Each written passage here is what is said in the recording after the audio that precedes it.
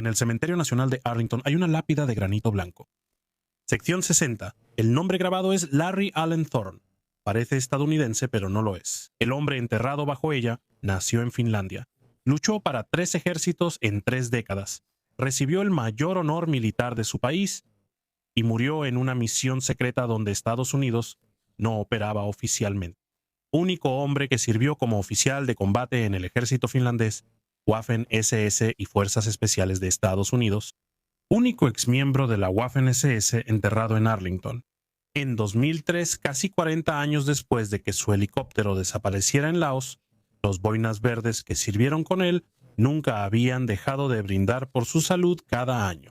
No creían que estuviera muerto. Pensaban que si alguien podía sobrevivir a un accidente de helicóptero en la selva enemiga, era él. Su nombre era Larry Allen Thorne y este es su relato. Thorne nació el 28 de mayo de 1919 en la ciudad de Viipuri, en la provincia finlandesa de Karelia. La ciudad se encontraba a 32 kilómetros de lo que más tarde sería la ciudad soviética de Leningrado, lo suficientemente cerca como para que, en un día despejado, la neblina industrial del otro lado de la frontera fuera visible en el horizonte. Finlandia tenía solo 2 años como nación independiente, tras separarse del Imperio ruso en 1917 durante la Revolución Bolchevique. El país natal de Thorne era crudo, dividido y rodeado. En 1918 hubo una guerra civil brutal entre la Guardia Blanca pro-independencia y la Guardia Roja apoyada por los soviéticos. El padre de Thorne, Jalmari, luchó por los blancos. Ese hecho importaba. Moldeó la política de la familia, su visión de Rusia y, por extensión, al hombre en que se convertiría Larry Thorne. El anticomunismo no era una ideología en esa casa, era una experiencia transmitida por la sangre. Karelia no solo era una región, sino una tierra fronteriza disputada entre las civilizaciones finlandesa y rusa durante siglos. Un lugar de bosques profundos, inviernos salvajes y personas que sabían lo que era compartir frontera con un vecino que quería su tierra. Thorne creció cazando y esquiando ahí. Se unió a la Guardia Civil, la milicia paramilitar voluntaria de Finlandia, en su adolescencia, pero sus padres lo presionaron para ir a la escuela de negocios, a la que fue sin interés. Se graduó y se inscribió para el servicio militar en septiembre de 1938, a los 19 años asignado al 4º Batallón Independiente de Cazadores, estacionado en Kiviniemi en el Istmo de Karelia. Los cazadores no eran infantería estándar, sino tropas ligeras, rápidas y móviles, entrenadas para emboscadas y escaramuzas en terrenos difíciles. Thorne se graduó como el mejor suboficial, y sus comandantes notaron que no solo era capaz. Estaba impulsado por algo que la motivación militar estándar no podía explicar completamente. Una entrega feroz, casi depredadora, al combate mismo. El 30 de noviembre de 1939, la Unión Soviética invadió Finlandia. Lo hizo con unos 450.000 soldados a lo largo de toda la frontera entre Finlandia y la Unión Soviética, desde el Istmo de Karelia hasta la tundra ártica. Los soviéticos esperaban una victoria rápida y aplastante. El ejército finlandés contaba con menos de 300.000 hombres. La artillería y blindados soviéticos eran muy superiores en peso y número. Stalin pensó que Finlandia caería en semanas. Estaba, por donde se le vea, catastróficamente equivocado. Los finlandeses dominaban este terreno como nadie. Sin poder aéreo ni blindaje pesado, podían moverse por el bosque invernal en esquís a menos 40 grados Celsius. El Ejército Rojo, con cientos de miles de hombres de Asia Central y Ucrania que nunca habían visto nieve como esta, se congelaban por las noches, se perdían en bosques sin caminos y morían en enormes cantidades tratando de avanzar por un terreno que los finlandeses usaban como arma. El 4º Batallón de Cazadores de Thorne fue desplegado en Rautu, Istmo de Karelia o Sosnovo, en la ruta del avance del 7º Ejército Soviético. La función de la unidad de Thorne en las primeras semanas era retrasar el avance del Ejército Rojo, absorber el contacto, desgastar al enemigo y retirarse en buen orden a líneas defensivas sucesivas, mientras ganaban tiempo para que la fuerza principal finlandesa pudiera concentrarse. Los combates ahí fueron a corta distancia, violentos y en casi total oscuridad. Las columnas soviéticas avanzaban por los pocos caminos, agrupadas en una formación densa y lenta. El batallón no los enfrentó de frente. Atacaban la columna por los flancos, por detrás y desde los árboles cercanos, con ráfagas de metralleta y explosivos al centro, Luego se retiraban antes de que los soviéticos fijaran las posiciones finlandesas para la artillería. El efecto se multiplicaba por la oscuridad y por el frío que paralizaba a los hombres expuestos en cuestión de minutos si se quedaban quietos. Thorn lideró su sección en estos enfrentamientos y se mantuvo sereno, lo que lo hacía identificable en su unidad. Mientras otros dudaban bajo fuego, él se volvía más callado y preciso. Ascendió a cabo y lideró a su escuadra arrasando posiciones soviéticas, llevando prisioneros por el bosque para obtener información para sus comandantes. El área del lago Ladoga, al norte del istmo de Karelia, fue clave en los éxitos finlandeses de la Guerra de Invierno y donde Thorn empezó a ganar fama como comandante. El área cerca de Ladoga era un típico zona de aniquilamiento finlandés. Bosques de abedules y pinos, lagos congelados y estrechos caminos, esenciales para las columnas soviéticas. Los comandantes finlandeses liderados por Harold Erquist explotaron esta dependencia metódicamente. A finales de diciembre de 1939, la 18ª División Soviética y parte de la 168ª avanzaron hacia Lemeti, al sur del lago Ladoga, y fueron rodeadas por los finlandeses. En una serie de operaciones que cortaron los ejes viales soviéticos y transformaron las formaciones atrapadas en motis, quedaron bolsas aisladas de hombres rodeados y sin posibilidad de recibir suministros. El batallón de Zorn participó en la destrucción de formaciones rodeadas en Lemeti. La lucha fue brutal y desafió la lógica militar convencional. Soldados soviéticos murieron congelados en vehículos con motores encendidos. Los caballos morían de hambre donde estaban parados. Divisiones enteras dejaron de existir como unidades de combate en esas bolsas congeladas. Los finlandeses se movían por la noche entre los árboles, acercándose y destruyendo cada moti desde el exterior. No era un trabajo limpio, pero era efectivo. La Guerra de Invierno duró 105 días. En 105 días, la Unión Soviética tuvo entre 320.000 y 380.000 bajas, muertos, heridos, desaparecidos y capturados, frente a un ejército finlandés que nunca pasó de 300.000 hombres. La humillación fue tan grande que cuando Adolf Hitler y su equipo planearon la Operación Barbarroja, 18 meses después, asumieron que el Ejército Rojo, tras ser vapuleado por Finlandia, era incompetente. Esa suposición era errónea y acabaría destruyendo a Alemania, pero la causó la Guerra de Invierno. Finlandia motivó la segura ofensiva oriental de la Wehrmacht en junio de 1941. El estilo de guerra móvil y descentralizado que aprovechaba el terreno permitió a pequeñas unidades finlandesas destruir formaciones 3 o 4 veces su tamaño. Thorn fue entrenado en esa escuela y luego dedicó su carrera militar a enseñarla a otros. El Tratado de Paz de Moscú se firmó el 12 de marzo de 1940. Finlandia no ganó, solo sobrevivió, que no es igual. Los términos de paz exigían que Finlandia cediera cerca del 11% de su territorio, incluyendo casi toda Karelia y Viipuri, ciudad natal de Thorn. Unos 400.000 karelianos fueron evacuados y reubicados en el resto de Finlandia.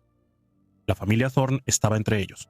La pérdida fue total, no solo territorio en un mapa, sino el paisaje específico de su infancia, la ciudad donde nació, la geografía física de su identidad.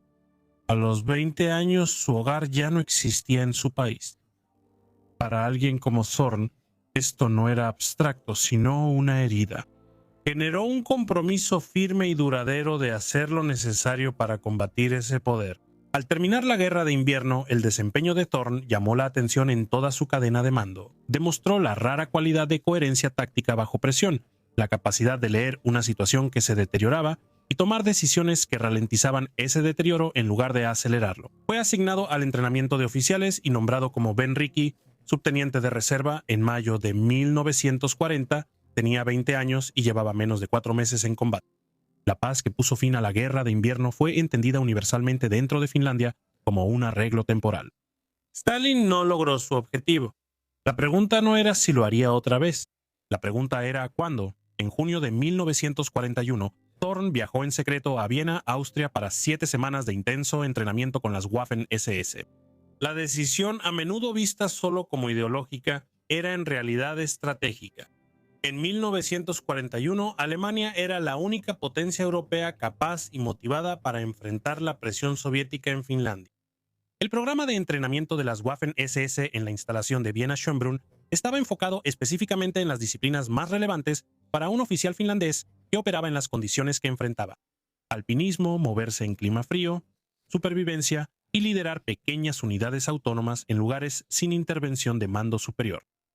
Thorn terminó el curso y volvió a Finlandia en julio de 1941 con una comisión de oficial finlandés y el rango de Untersturmführer en las Waffen-SS, equivalente a subteniente. Él fue uno de unos 1.200 finlandeses que hicieron ese viaje esa primavera y verano. Los 1.200 finlandeses fueron divididos al llegar a Alemania. Unos 430 veteranos de la Guerra de Invierno fueron asignados como reemplazos individuales a la quinta división Panzer SS Viking. Los 800 restantes se entrenaron en Viena-Schönbrunn, luego en Stralsund y después en los cuarteles de infantería de Grossborn, Pomerania. Antes de su constitución formal como el Finnisches Freiwilligenbataillon der Waffen-SS, el batallón de voluntarios finlandeses de las Waffen-SS, en septiembre de 1941, el batallón se asignó como el tercer batallón del regimiento de infantería SS Nordland bajo el mando de la Viking, dirigida por el SS Gruppenführer Felix Steiner. Thorn no estaba entre ellos. Regresó a Finlandia en julio y ya operaba en la guerra de continuación como oficial del ejército finlandés. Entender lo que hizo el batallón de voluntarios finlandeses en el frente oriental es clave, ya que Thorn se entrenó ahí y su historia muestra el mundo por el que pasó. El batallón finlandés llegó al río Mius en Ucrania el 8 de enero de 1942 y el 22 de enero fue asignado al regimiento Westland para su primer combate. En ese momento, Viking era una formación devastada. Avanzó por Galicia, luchó por las cabezas de puente del Dnieper, combatió en Rostov del Don y luego fue retirada al río Mius. Durante la contraofensiva soviética de invierno de 1941-1942, el frente alemán colapsó en toda su extensión. En diciembre de 1941, la propaganda soviética afirmó que la división Viking fue destruida. No fue destruida, pero se desangró. Las batallas defensivas al norte de Rostov fueron tan feroces que la división motorizada que entró a la Unión Soviética en junio de 1941 era, en la práctica, una unidad de infantería para cuando llegó el batallón finlandés a reforzarla. Los finlandeses se asentaron en esa línea congelada en Ucrania y la mantuvieron en invierno, ya que sabían sobrevivir al frío. Eso les dio ventaja ambiental sobre alemanes y soviéticos. En junio de 1942 inició la Operación Azul. La ofensiva alemana avanzó al sur hacia el Cáucaso y su petróleo, clave para la maquinaria soviética. Viking, del grupo de ejércitos A, participó en la reconquista de Rostov del Don el 24 de julio y luego avanzó hacia el sur y este por la estepa rumbo al Cáucaso. El avance recorrió cientos de kilómetros en semanas.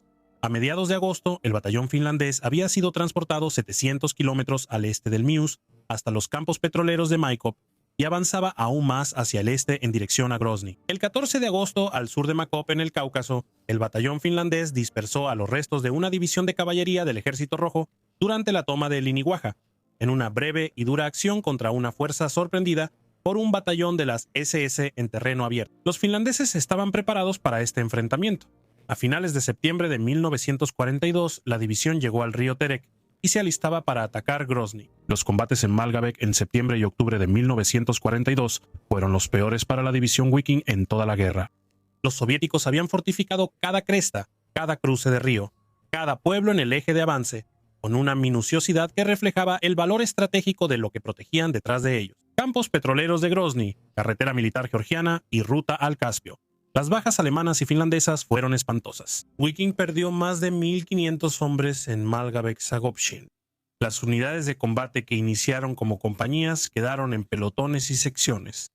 Un veterano de Viking contó que solo se contaban los sobrevivientes, no las bajas. El 15 de octubre, el batallón finlandés asaltó el punto de referencia 701 en Zagopchin-Malgobek. Lo tomaron el 16 de octubre de 1942 y lo defendieron durante 4 días contra repetidos contraataques soviéticos con apoyo blindado, que siempre fueron repelidos por los finlandeses. Ese punto fue el avance más lejano de una formación aliada de Alemania en la campaña del Cáucaso. El batallón finlandés se encontraba en el punto de máximo avance del avance alemán hacia Bakú, en un campo de batalla mortal en Chechenia, a 5.000 kilómetros de Helsinki. Malgabek cayó ante Viking el 6 de octubre, pero Grozny seguía inaccesible. El petróleo era inalcanzable, sucedió Stalingrado. Viking comenzó su retirada hacia el oeste el 24 de diciembre de 1942. El batallón finlandés volvió a Finlandia en junio de 1943 con 256 muertos, 686 heridos y 14 desaparecidos. Para una unidad que nunca superó entre 500 y 800 soldados efectivos en ningún momento, esas cifras hablan por sí solas. Es claro, la división SS Wiking avanzó por Ucrania y el Cáucaso entre 1941 y 1943, atravesando varios de los peores zonas de matanza del Holocausto. Una investigación de los archivos estatales de Finlandia en 2019 confirmó que voluntarios finlandeses de las SS participaron en formaciones que cometieron atrocidades durante la campaña. El asesinato de judíos, prisioneros de guerra soviéticos y civiles. El batallón finlandés llegó al frente en enero de 1942 tras las operaciones de matanza iniciales en Ucrania. La única evidencia de participación directa de finlandeses en atrocidades es un incidente en diciembre de 1942 en Tolsgun, Cáucaso. El registro detallado de la participación del batallón finlandés, a diferencia de la división Wiking, sigue bajo análisis histórico. Esto debe incluirse en cualquier relato honesto. Thorn no estaba en ese frente. Regresó a Finlandia en julio de 1941 y luchaba en la guerra de continuación como oficial del ejército finlandés, pero se había entrenado con esos hombres bajo esa estructura de mando. El batallón de voluntarios finlandeses vivía en el mundo que su entrenamiento en Viena le mostró. Ese contexto no tiene un juicio simple, es lo que es. La guerra de continuación inició el 25 de junio de 1941, 3 días después de la Operación Barbarroja de Alemania. Finlandia no se unió al eje. Mannerheim y el gobierno finlandés presentaron el conflicto como una guerra paralela y separada. La recuperación del territorio perdido en 1940 y la defensa de la soberanía finlandesa. La distinción importaba políticamente. La realidad práctica era que Finlandia y Alemania combatían contra el mismo enemigo, en el mismo frente y momento. Thorn se entregó por completo. En la primera fase, antes de que existiera la Destacamento Torni como entidad formal, le dieron el mando de una unidad blindada finlandesa equipada con tanques y vehículos blindados soviéticos capturados, máquinas tomadas del enemigo y usadas en su contra. Era algo muy propio de Torni. Usas lo que funciona sin importar de dónde venga. El 23 de marzo de 1942, Torni avanzaba en esquís tras las líneas soviéticas para capturar prisioneros y pisó una mina propia que lo hizo volar. Fue herido gravemente y llevado a un hospital militar, pero desobedeció órdenes médicas y regresó al frente sin permiso durante su recuperación. Los hombres que sirvieron con él consideraron esto completamente predecible. No era fanfarronería, era la expresión de un principio constante que guiaba todo lo que hacía. No pediría a nadie enfrentar algo que él no enfrentaría. Mauno Koivisto, futuro presidente de Finlandia, hizo esta observación pública en el 50º aniversario de la batalla de Ilomantsi en 1994 tras haber servido bajo su mando. Que Thorn asumió su parte, igual que los demás, y nunca exigió a sus hombres lo que no se exigiría a sí mismo. La relación de Torni con el peligro no era imprudente. Fue una negativa deliberada a separar liderazgo y riesgo. En 1943, la guerra soviético-finlandesa ya tenía su carácter. Tras el avance finlandés de 1941, las líneas se estabilizaron y los combates pasaron a ser una lucha de desgaste con reconocimientos, incursiones y operaciones en los bosques y pantanos de Karelia Oriental. El alto mando finlandés notó que las habilidades de Torni se desaprovechaban en la infantería convencional. Su calma bajo presión, habilidad para leer el terreno, instinto ofensivo en pequeñas unidades y rechazo a intimidarse por las probabilidades o condiciones. Un regimiento de línea estándar no podía aprovechar estos dones totalmente. En 1943 le permitieron crear su propia unidad seleccionada, llamada informalmente Destacamento Torni, en finlandés Osasto Torni. Llevaba su propia insignia, la letra T cruzada por un rayo diagonal. El destacamento inició con 60 a 70 hombres. Todos fueron seleccionados personalmente. Thorn no reclutó por entusiasmo, sino por resistencia, habilidades de esquí, compostura bajo fuego y capacidad para operar largos periodos tras líneas soviéticas sin apoyo ni ruta de extracción segura. Luego los equipó de forma que distinguió a la unidad de otras formaciones finlandesas. Portaban armas soviéticas, metralletas, rifles y pistolas, igual que los soldados del Ejército Rojo. Había dos razones para esto. Una patrulla armada con armas soviéticas y moviéndose en la formación correcta podía pasar en la tenue luz de un sendero del bosque o atravesando una posición rápidamente por una unidad soviética el tiempo suficiente para ganar los primeros segundos decisivos de cualquier encuentro. Detrás de las líneas soviéticas la munición no se acababa. La finlandesa sí. Al usar armas enemigas, el destacamento Terni fue autosuficiente donde no llegaba el suministro finlandés. Vivían de los suministros del enemigo, usaban las armas del enemigo y desaparecían de nuevo en el bosque antes de que el enemigo pudiera organizar una respuesta coherente. Sus operaciones no eran batallas campales, eran incursiones y misiones de penetración en la retaguardia soviética, ataques a cuarteles y centros de comunicaciones, emboscadas a columnas de suministros, destrucción de puentes y almacenes para afectar la logística soviética. Los soviéticos enviaron comandos para cazarlo. El destacamento Terni cazaba a los cazadores, realizando misiones a varios días de las líneas amigas y moviéndose por bosque y lagos congelados en condiciones que habrían detenido a unidades convencionales. Thorn navegaba en una oscuridad casi total a través de bosques tan densos y uniformes que un hombre podía caminar en círculos durante días sin reconocer ningún punto de referencia. Sus hombres llegaron a creer que tenía una orientación que funcionaba independientemente de la luz o la brújula. Nunca se perdían. Atacaban sus objetivos y regresaban a casa. El aparato de inteligencia del ejército soviético había estado siguiendo a la unidad lo suficientemente de cerca como para entender que no era una simple molestia. Estaba causando daños desproporcionados a su tamaño, a un nivel que requería una respuesta de mando dedicada. La respuesta fue una recompensa. 3 millones de marcos finlandeses y unos $650,000 al tipo de cambio de entonces. Ofrecieron recompensa por Larry Thorn, para capturarlo vivo o muerto. Él fue, según los registros disponibles, el único comandante militar finlandés que fue objetivo individual de una recompensa personal por parte del ejército soviético durante todo el conflicto. Ningún otro oficial finlandés, ni general ni coronel, fue señalado así. Esta cifra no es una simple medida administrativa. Muestra que la inteligencia militar soviética consideraba a este hombre y su unidad un problema que debía eliminarse.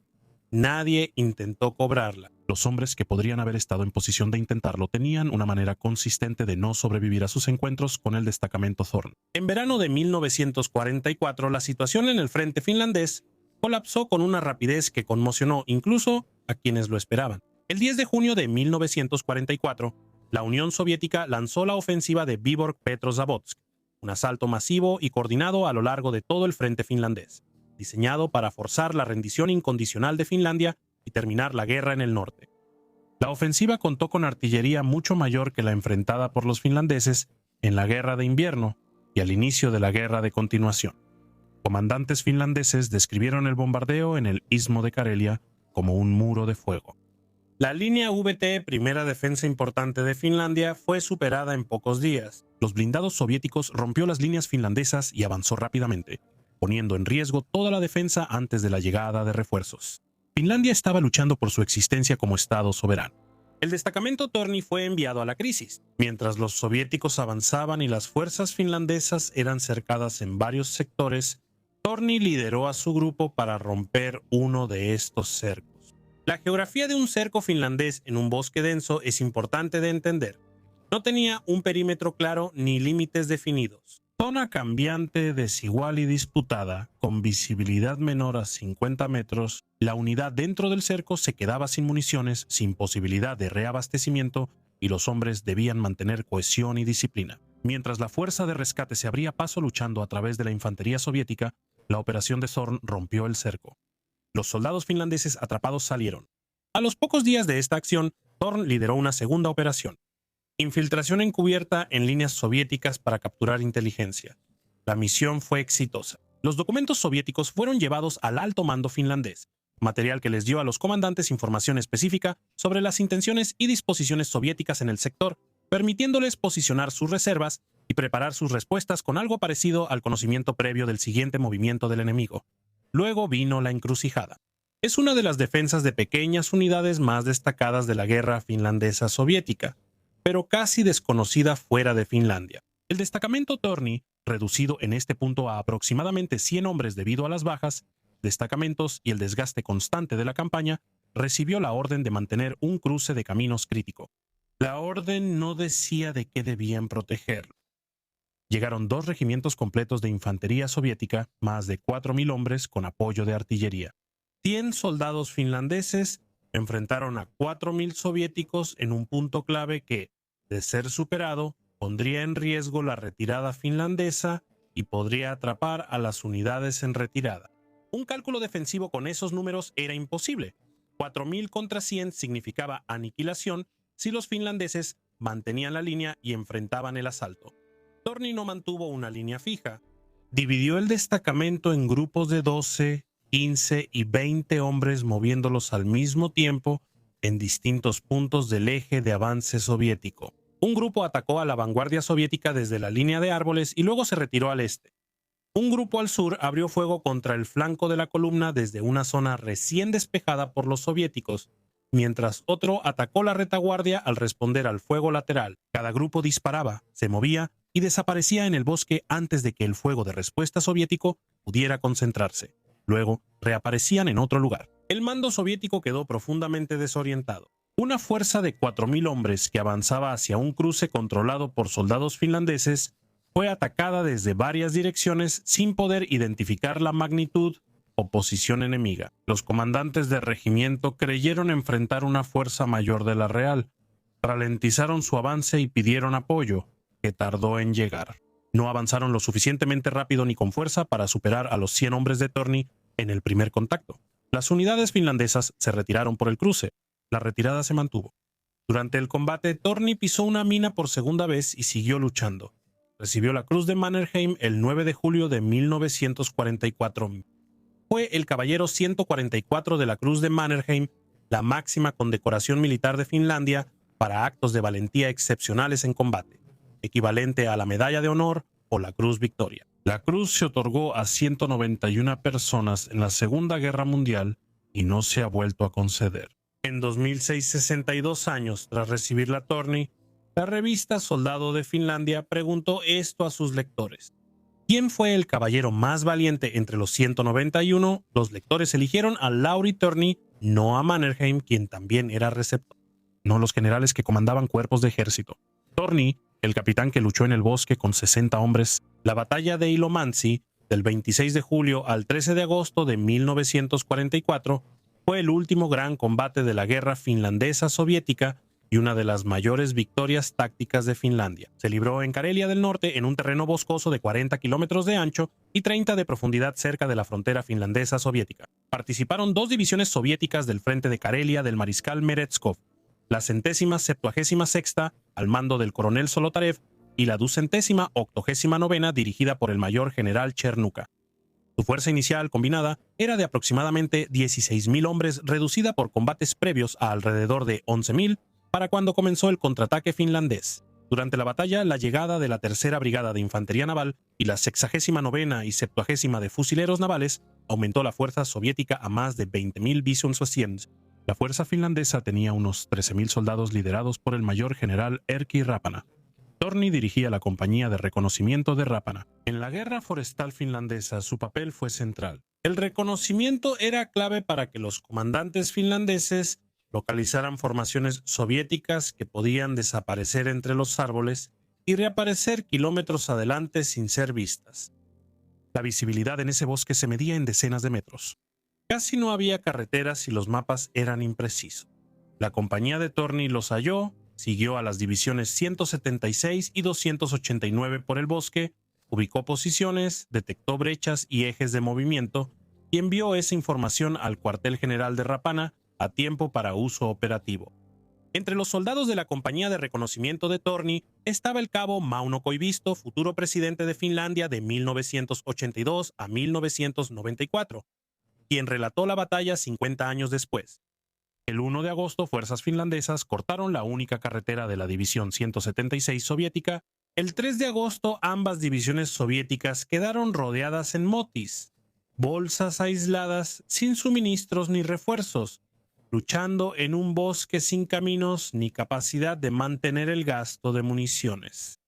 Los soviéticos enviaron 3 brigadas contra el cerco finlandés para abrir un corredor, pero sufrieron unas 3.000 bajas en 9 días y no lograron avanzar. Las divisiones soviéticas cercadas, hambrientas y quedándose peligrosamente sin munición de artillería, finalmente recibieron permiso para intentar una fuga a través de los bosques, abandonando todo lo pesado mientras huían. Al finalizar el 13 de agosto, las dos divisiones dejaron más de 3.200 muertos, miles de heridos y desaparecidos, más de 100 piezas de artillería, unos 100 morteros y casi todo su equipo divisional, camiones, radios y suministros médicos. Las dos divisiones soviéticas que llegaron a Ilomantsi salieron hechas restos. Tras Ilomantsi, el Stavka, el alto mando supremo soviético, frenó la ofensiva y dejó de exigir la rendición incondicional de Finlandia. La batalla ayudó a que Finlandia mantuviera su independencia. No es exageración, los registros históricos lo muestran. El armisticio de Moscú se firmó el 19 de septiembre de 1944. Sus términos requerían que Finlandia desmovilizara la mayoría de sus fuerzas armadas, cediera el territorio perdido en la guerra de invierno y expulsara a las fuerzas alemanas, incluso por la fuerza. La guerra de Laponia entre Finlandia y Alemania continuó. El ejército finlandés fue desmovilizado, incluido Torni, quien en noviembre de 1944 ya no usaba uniforme. Tenía 25 años. Había estado en guerra de manera continua o casi continua durante 5 años. Había comandado la unidad de penetración profunda más efectiva de Finlandia. Había roto cercos, capturado información, defendido cruces contra todo pronóstico y luchado en la batalla que salvó la independencia de Finlandia. Ahora estaba desempleado en un país que había firmado la paz con la potencia contra la que había luchado durante 5 años y que ahora estaba legalmente obligado a tratar cualquier resistencia continua contra esa potencia como un acto criminal. En enero de 1945, Torni fue reclutado por un movimiento de resistencia pro-alemán en Finlandia. El objetivo del movimiento era prepararse para una posible ocupación soviética, creando una infraestructura de partisanos para continuar la resistencia si el armisticio fallaba y entraban fuerzas soviéticas. Sigue en debate si esta organización era solo defensiva o buscaba intereses estratégicos alemanes en Finlandia. En 2013, los historiadores finlandeses Pohjonen y Silvenoinen afirmaron que el entrenamiento de Torni estaba ligado a planes de un golpe nacional socialista en Finlandia. El ministro de Defensa finlandés, Jussi Niinistö, negó esta interpretación y afirmó que la evidencia mostraba una motivación patriótica por miedo a una ocupación soviética. Ambos argumentos tienen base documentada. No se puede saber con certeza qué entendía Torni sobre su participación. Lo que está documentado es que aceptó. Él y un compañero oficial finlandés, el teniente Jalo Korpela, fueron transportados a Alemania por un submarino alemán, no por canales convencionales, sino bajo las olas, a través del Báltico, llegando a un país que para ese momento claramente estaba perdiendo la guerra. El programa de entrenamiento en Alemania se centraba en resistencia clandestina, comunicaciones clandestinas, explosivos y la formación de células capaces de sobrevivir a la destrucción de partes individuales. El entrenamiento terminó en marzo de 1945, porque el Tercer Reich colapsaba y las fuerzas aliadas habían cruzado el Rin. Las fuerzas soviéticas estaban a 60 kilómetros de Berlín. Los puertos bálticos por donde Torni podía regresar a Finlandia estaban controlados o amenazados por los soviéticos. No podía volver. Hizo lo que siempre, buscó una pelea. Sin poder volver a Finlandia, se unió a una unidad de las Waffen-SS que combatía cerca de Schwerin, norte de Alemania, y fue capitán en el Sonderkommando Nord. Apenas hablaba alemán, pero eso no afectó su eficacia. Aplicó en el bosque cerca de Schwerin los mismos métodos que había aplicado en los bosques de Karelia: agresividad controlada, serenidad bajo fuego y la negativa a dejarse intimidar por la inferioridad numérica. Los hombres que comandaba, que no tenían ninguna razón en particular para confiar en un oficial finlandés al que acababan de conocer, lo siguieron. A fines de abril y principios de mayo de 1945, con la rendición alemana cerca y los soviéticos avanzando, Torni fue al oeste y se rindió a los británicos. Lo enviaron a un campo de prisioneros en Lübeck, donde estuvo poco tiempo. Escapó, volvió a Finlandia y llegó en junio de 1945. Lo que siguió fue la secuencia legal más absurda en una vida que ya tenía varios candidatos para ese título. Torni volvió al país que defendió por años. Su familia seguía en Helsinki. Fue a buscarlos, pero Valpo, la policía de seguridad finlandesa, lo arrestó casi de inmediato bajo presión soviética. El cargo era traición por servir en el ejército alemán tras el armisticio de Finlandia con la Unión Soviética. Torni escapó de la custodia. Fue arrestado en abril de 1946, juzgado entre octubre y noviembre de ese año, declarado culpable y sentenciado en enero de 1947 a 6 años de prisión. A los 27 años fue encarcelado por luchar contra el enemigo que tomó su ciudad natal, ocupó medio continente y habría invadido Finlandia de no ser por hombres como él. Fue enviado a la prisión provincial de Turku y en junio de 1947 escapó por la ventana de una iglesia durante un servicio religioso. Fue recapturado y llevado a la prisión estatal de Rajamäki, mucho más segura. Estuvo allí hasta diciembre de 1948, cuando el presidente Juho Paasikivi le otorgó un indulto total. La decisión reflejaba la verdadera ambivalencia dentro de la sociedad finlandesa sobre lo que realmente había hecho Turney. Había luchado por Finlandia en ambas guerras con una distinción excepcional. Recibió el mayor honor militar. El cargo de traición era correcto. Sirvió en un ejército extranjero tras el armisticio, pero para cientos de miles de finlandeses que lucharon con él, o cuyas familias sobrevivieron gracias a unidades como el destacamento Turney, la palabra traición era difícil de decir. Turney fue liberado en diciembre de 1948, pero sin perspectivas ni rol militar, en una Finlandia obligada a reprimir actividades como las suyas para mantener la buena voluntad soviética. Los soviéticos no lo habían olvidado. La recompensa formal ya había expirado, pero aún querían llevarlo ante un tribunal soviético por cualquier cargo inventado, y Finlandia seguía bajo presión por él. En 1949, Turney se fue. Cruzó a Suecia con su segundo al mando durante la guerra, el teniente Holger Pitkänen, por el cruce de Tornio a Haparanda. En Estocolmo fue protegido por la baronesa von Essen, una aristócrata sueca que había desarrollado el hábito de albergar a oficiales finlandeses fugitivos después de la guerra. Pitkänen fue arrestado y enviado a Finlandia. Turney permaneció y en Estocolmo conoció a Maja Kops, una sueco-finlandesa. Se enamoró y se comprometieron. El compromiso no sobreviviría a lo que su vida le exigía, pero fue genuino. Antes de casarse debía estabilizarse económicamente. Se hizo pasar por marinero mercante sueco y trabajó en rutas desde Gotemburgo. En 1950, a bordo del MS Skagen rumbo a América, tomó una decisión que lo cambió todo. Al pasar por el Golfo de México cerca de Mobile, Alabama, Lori Turney saltó del barco y nadó a la orilla. Se declaró anti-inmigración de Estados Unidos, como refugiado político de la esfera soviética. Tenía 29 años, carecía de documentos a su nombre real. Hablaba poco inglés y entró nadando desde una embarcación extranjera en aguas internacionales. Era una posición legal poco prometedora. Fue a Nueva York, a Sunset Park en Brooklyn, donde vivía una comunidad finlandesa, y trabajó como carpintero. Limpiaba pisos. Pasó 3 años en el estado. Un hombre que lideró la unidad de penetración profunda más exitosa de Finlandia, ahora lijando pisos y trabajando en construcción para contratistas finlandeses e estadounidenses en Brooklyn. Adaptarse no fue fácil. Lo notable es que lo logró. A lo largo de su vida había demostrado una capacidad para entrar en ambientes radicalmente diferentes y funcionar eficazmente dentro de ellos. Esta era la misma capacidad aplicada al tiempo de paz. En 1953, bajo la ley Lodge-Philbin, un instrumento de la Guerra Fría diseñado específicamente para permitir que ciudadanos de países adyacentes a la Unión Soviética se unieran al ejército estadounidense a cambio de una vía hacia la ciudadanía. Se le concedió la residencia permanente. La ley fue creada para reclutas como él, anticomunistas con experiencia en combate útiles para el ejército de Estados Unidos. Turney era el candidato ideal. En enero de 1954, Lauri Turney se enlistó en el ejército de Estados Unidos como soldado raso. Tenía 34 años, adoptó el nombre de Larry Allen Thorne. Práctico, anglicizado, sencillo y lo suficientemente alejado de su historia real como para simplificar los procesos administrativos que no estaban bien diseñados para categorizar. Un finlandés de las SS sueco-estadounidense escapó 3 veces de la custodia militar.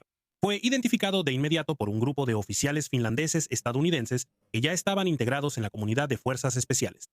Estos hombres, llamados los hombres de Martinen por el coronel Alpo Martinen, siguieron un camino paralelo bajo la ley Lodge-Philbin y ayudaron a formar las fuerzas especiales del ejército de Estados Unidos, desde sus inicios.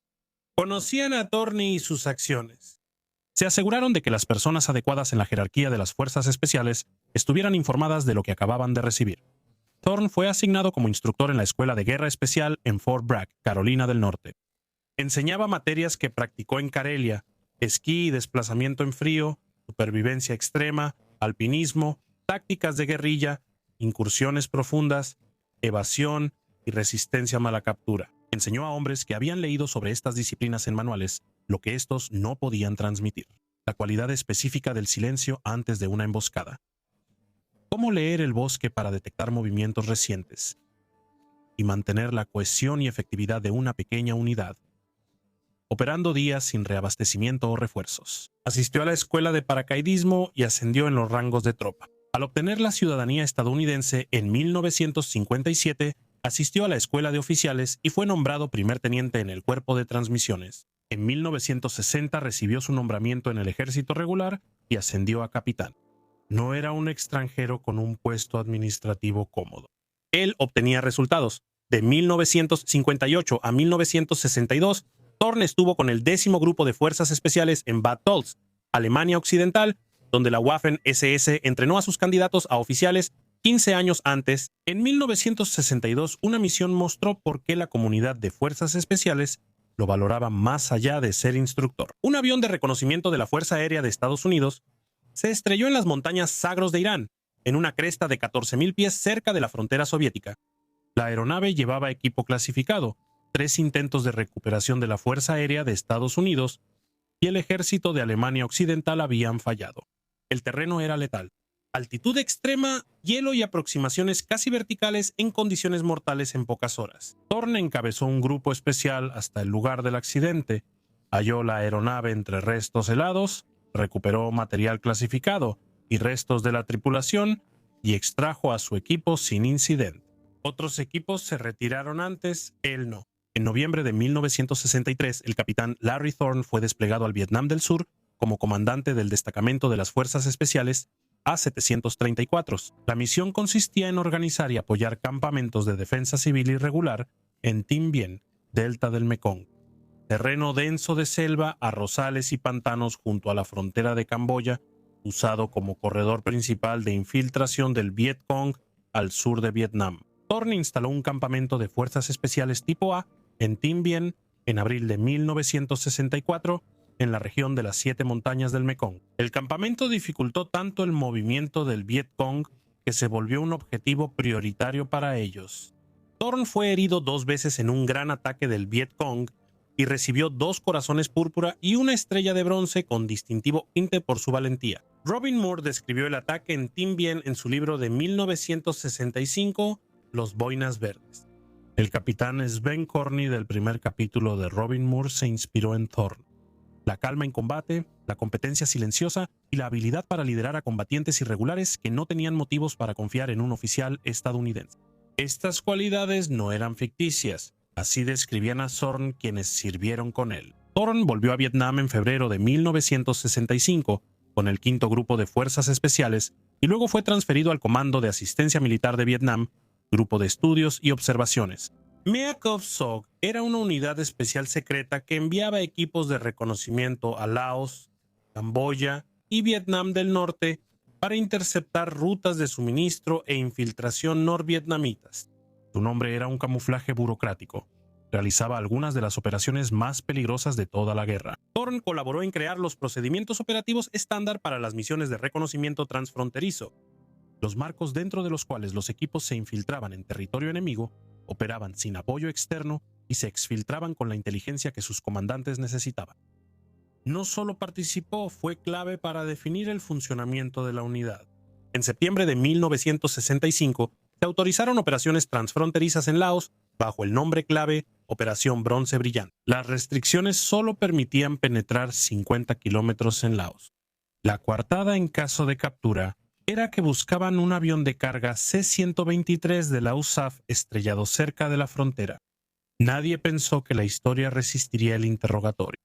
Servía para que el gobierno de Estados Unidos pudiera negar una operación si se hacía pública. El objetivo D1 era un supuesto terminal de camiones norvietnamita en la ruta 165 de Laos, a unas 15 millas dentro de Laos y 20 millas al noroeste del campamento de Fuerzas Especiales Carm Duke. Semanas antes de la misión, Thorn voló como observador en vuelos de reconocimiento sobre el este de Laos para estudiar el terreno donde operarían los equipos. Cuando la operación estuvo lista, él era el oficial estadounidense más familiarizado con esa zona.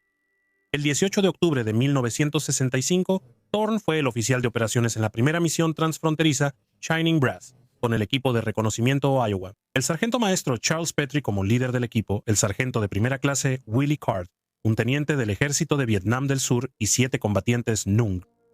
Los helicópteros CH-34 King Bee del Escuadrón 219 de la Fuerza Aérea de la República de Vietnam eran pilotados por algunos de los más experimentados y valientes de la Fuerza Aérea vietnamita, pilotos de aeronaves viejas y desgastadas en terrenos difíciles, con reglas que apenas permitían errores. El controlador aéreo USAF O-1 Bird Dog, indicativo Bird Dog 55, era pilotado por el Major Harley Piles, con el capitán Winfield Season como observador y enlace aéreo. El clima fue atroz 3 días seguidos: lluvia, nubes densas y casi sin visibilidad en las montañas. La misión se canceló varias veces. El 18 de octubre, un piloto King Bee halló una brecha en las nubes por donde un helicóptero podría bajar si el momento era preciso. La ventana de inserción era estrecha y el clima empeoraba. El oficial que había sido asignado para volar en el helicóptero de mando, la aeronave que permanecería en el aire para recibir el informe inicial por radio del equipo y dirigir el apoyo si era necesario, no estaba disponible. Thorne planeó la misión y conocía mejor que nadie la zona objetivo. Se ofreció al puesto y hizo pasar al King Bee del equipo de reconocimiento Iowa por la brecha. El helicóptero descendió a través de la capa de nubes, encontró la zona de aterrizaje, un claro de tala y quema dentro de Laos, y dejó al equipo allí. Los 6 hombres ya estaban dentro. El King Bee de mando que llevaba Thorne orbitaba sobre las nubes con el Bird Dog, esperando la confirmación del equipo por radio. Recibimos la llamada. El equipo estaba a salvo, la zona despejada y la misión seguía. Thorne avisó por radio que el helicóptero de mando volvía a la base. Esa fue su última comunicación. El King Bee que transportaba a Thorne, volando en condiciones meteorológicas cada vez peores sobre terreno montañoso a baja altitud y con poca luz, entró en las nubes y no volvió a salir. El Bird Dog orbitó hasta que su nivel de combustible obligó a retirarse. Cuando el King Bee de inserción ascendió de nuevo a través de la capa de nubes después de dejar al equipo, no había nada sobre la capa de nubes. El helicóptero de mando y su tripulación desaparecieron y enviaron equipos de rescate enseguida. El terreno y la persistente mala visibilidad en las montañas hicieron imposible una búsqueda sistemática en los días siguientes. Los restos finalmente fueron localizados antes del final de la guerra. Enviaron un equipo de búsqueda y recuperación. Recuperaron a la tripulación survietnamita, primer teniente Phan De Long, primer teniente Nguyen Bao Tung y sargento Boy Van Lan. Larry Thorne fue declarado desaparecido en combate por el ejército de Estados Unidos. En octubre de 1966 fue declarado presuntamente muerto en combate. El ejército registró el accidente en Vietnam del Sur porque oficialmente la operación no ocurría en Laos. La primera baja del Mia Sebe Soug fue registrada en el país equivocado por razones políticas. En diciembre de 1965 fue ascendido póstumamente a mayor y recibió la Cruz de Vuelo Distinguido y la Legión al Mérito. El equipo de reconocimiento Iowa completó su misión. La información recopilada permitió 88 salidas de bombardeo a la terminal de camiones D1, generando varias explosiones secundarias. Según la única medida relevante, la misión fue exitosa. Entre los hombres de MAC-VSOG y la comunidad de fuerzas especiales, siguió una inusual suspensión colectiva de certeza. El cuerpo de Thorne no fue recuperado. En una unidad donde a menudo no se hallaban restos, esto no era concluyente. Los hombres que sirvieron con Thorne no podían creer que un accidente de helicóptero matara a alguien que sobrevivió a todo lo demás. Pisó 2 minas terrestres y siguió luchando. Escapó de custodia británica, finlandesa y de prisión en 3 ocasiones. Sobrevivió 5 años del combate más duro en el frente oriental de la Segunda Guerra Mundial sin ser capturado. Cada año sus compañeros de las fuerzas especiales brindaban por su salud, no por su memoria. Creían, como suelen hacerlo los soldados sobre hombres excepcionales, que Larry Thorne seguía vivo en algún lugar bajo sus propias reglas. En 1999, un equipo de Estados Unidos y Finlandia de la Fuerza de Tarea Conjunta de Recuento Total recuperó restos del accidente del CH-34 en las montañas de Puok Son. Hallaron fragmentos de hueso, equipo y una pistola ametralladora sueca que no era estándar del ejército de Estados Unidos, sino que la portaba por preferencia, acorde a su costumbre de usar lo que mejor funcionaba, no lo que dictaban las reglas. El ADN confirmó la identidad de la tripulación survietnamita.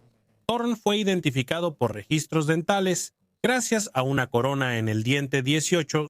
Coincidía. Laurie Allen Turney, Larry Allen Thorne, Fue identificado el 6 de diciembre de 2002 y enterrado en el Cementerio Nacional de Arlington el 26 de junio de 2003, en la sección 60 junto a los 3 survietnamitas que murieron con él en la colina de Laos. Su prometida Maya Cobbs, a quien conoció en Estocolmo y no se casó por su ritmo de vida, le sobrevivió. Ella era su única pariente más cercana. Antes de la ceremonia en Arlington, hubo una de repatriación en el Aeropuerto Internacional Noi Bai de Hanoi, con la secretaria de Estado Madeleine Albright y el embajador Pete Peterson presentes. En el lugar del accidente en 1999, al recuperar los restos, se hizo una breve ceremonia. Un coronel vietnamita que luchó para el Viet Cong en esa zona durante la guerra asistió y presentó sus respetos. Yuha Rajala, sobrino de Torny, dejó una placa con la T y un rayo, símbolo del destacamento Torny, que viajó 55 años por 3 océanos y fue colocada en las montañas de Laos, donde él se detuvo. En 2010, Torny fue el primer miembro honorario del Regimiento de Fuerzas Especiales del Ejército de Estados Unidos, y el único con esa distinción. En 2011, ingresó al Salón de Honor de Comandos del Comando de Operaciones Especiales de Estados Unidos. El edificio del 10º Grupo de Fuerzas Especiales en Fort Carson, Colorado, lleva su nombre. El 10º Grupo entrega cada año el premio Larry Thorne a su mejor destacamento operativo alfa, la Asociación de Fuerzas Especiales. El capítulo 33 en Cleveland, Tennessee, lleva su nombre. El Museo de Infantería en Mikkeli, Finlandia, tiene una exhibición permanente. El Museo Militar en Helsinki conserva otra, es el patrono de los Rangers paracaidistas finlandeses y los Rangers costeros, principales fuerzas de operaciones especiales de Finlandia. Lauri Torni no fue una figura sencilla, y la tentación de convertirlo en una, ya sea como un patriota puro o un villano puro, constantemente fracasa ante la evidencia. Sirvió en la Waffen-SS, es un hecho. El batallón de voluntarios finlandeses entrenó con él y luchó bajo el mando de las SS en formaciones que cometieron atrocidades documentadas en Ucrania y el Cáucaso.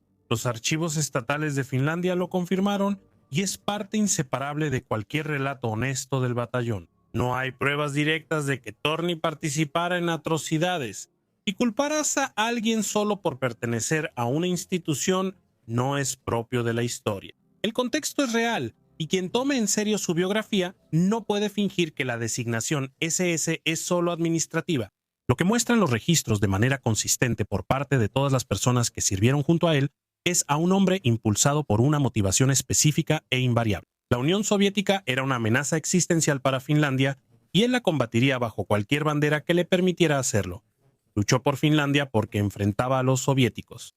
Se entrenó con las Waffen-SS porque Alemania luchaba contra los soviéticos y el entrenamiento estaba disponible y era útil. Se unió a la unidad alemana en Schwerin en 1945 porque era la única forma de seguir luchando contra los soviéticos tras quedar varado en Alemania. Se unió al ejército de Estados Unidos porque el país combatía el comunismo global y la ley Lodge-Philbin lo permitió. Un hilo, 3 banderas, una guerra.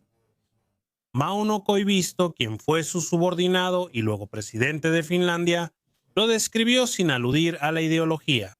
El hombre aguantó como los demás. No les pedía a sus hombres ir a donde él mismo no iría. Los números de su vida militar puestos en secuencia. 2 minas terrestres en Finlandia, sobrevivió a ambas. 4 heridas en 3 guerras. 3 fugas de custodia y una cruz de Mannerheim. Un destacamento al que el ejército soviético puso precio. 2 corazones púrpura y una estrella de bronce en Vietnam. Una en los Montes Sagros. Misión de recuperación que 3 equipos anteriores abandonaron. Un estándar McBesoy, marco de procedimientos operativos, redactado antes de la primera misión de la unidad. Una inserción transfronteriza exitosa en Laos el 18 de octubre de 1965. Un helicóptero de mando que no volvió entre las nubes. La subfusil hallada cerca de los restos no fue entregada por el ejército de Estados Unidos. No era reglamentaria, era suya y la usaba por elección, como siempre. Prefería lo funcional sobre lo establecido. El arma identificó el lugar del accidente. La corona dental confirmó al hombre de 46 años con su pistola. La lápida en la sección 60 de Arlington dice Larry Allen Thorne. Debajo está Laurie Allen Thorne. Son la misma persona. Un hombre, una guerra, 3 banderas y una vida que rechazó todo límite impuesto. Político, geográfico, legal, físico. Logró llegar a cada frente donde estaba su enemigo, bajo cualquier autoridad y con cualquier arma disponible. Nunca se pagó la recompensa soviética ni lo detuvieron las sentencias de prisión. Los tratados de paz que intentaron hacer que su lucha fuera irrelevante nunca lo detuvieron. Murió en las nubes sobre un país donde Estados Unidos no operaba oficialmente durante la primera misión del programa más secreto de la guerra de Vietnam, tras asegurar que su equipo estuviera a salvo en tierra. Eso fue lo último que hizo.